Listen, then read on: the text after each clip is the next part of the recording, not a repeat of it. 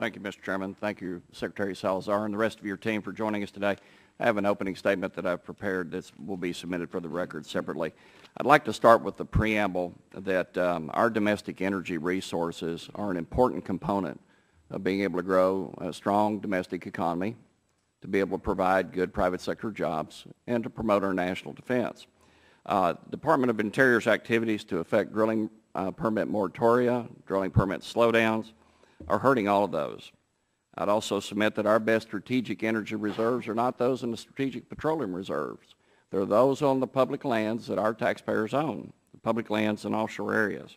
We're one of the few countries in the world, if not the only country in the world, that puts our domestic resources off limits so that we're forced to import from other countries. Since 2008, the energy royalties and lease income from the federal government, and before you try to rebut my facts, this comes from the Office of Natural Resources Revenues, says that our revenues from offshore in 2008 have gone from $16 billion to $8 billion. That certainly is not a good way to handle a taxpayer resource. And the alternative, we should be capitalizing on the trillions of dollars of taxpayer-owned national resources that we have to grow our economy, fuel domestic job growth, and assure our national security. Not only did the Department of Energy enact a drilling moratorium in deep water, it is also engaged in a dramatic slowdown in issuing shallow water permitting, which is operated in an environmentally safe manner for over 30 years. And before we try to rebut those facts, the average number of new well permits in the years 2006 through 2008 was 330 a year. Last year, it was 104. This year, it's been 13. And that comes from the BOMRE database. What's next?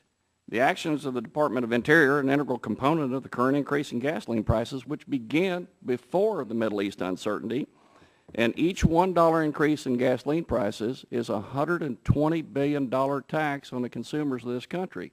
And I would submit to you that that dwarfs the 10,000 megawatts of power that the Department of Energy is trying to produce, or the impact of the entire budget of the Department of Energy, of the Department of Interior.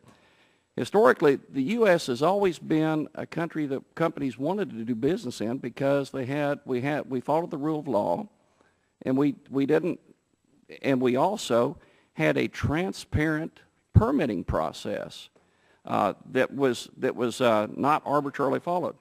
I've been involved with offshore drilling all around the world, and I've seen both models, where we follow the rule of law and where we have arbitrary and capricious regulatory models. And what I've seen, particularly in shallow water drilling in the last few months, has been the latter. And that's not the way to grow, to make ourselves more energy secure.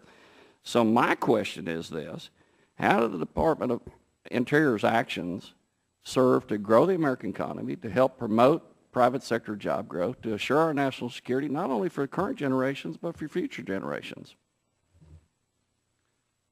Congressman Flores, I appreciate the question. First, in terms of what we do relative to be part of the economy of this country, we do it both with respect to oil and gas, as well as with respect to other energy resources, as well as with respect to many of the outdoor recreational programs that we have spoken about this morning.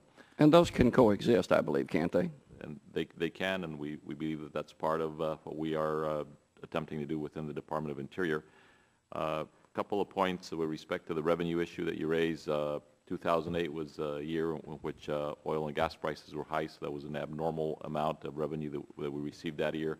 On average, we get $9, $10, $11 billion a year, and we're on track to do that for this year from oil and gas production. In terms of permits, I think you would understand, being from the energy world, that after the Deepwater Horizon and the expectation that you would never see a Macondo well-style blowout, that we had to take action to make sure that we were protecting people, like those 11 people that were killed on the rig. Yes, well sir. If you look at shallow water drilling, yes, we haven't had issues in shallow water drilling for 30 years, and we've had a dramatic slowdown in the issuance of shallow water drilling permits.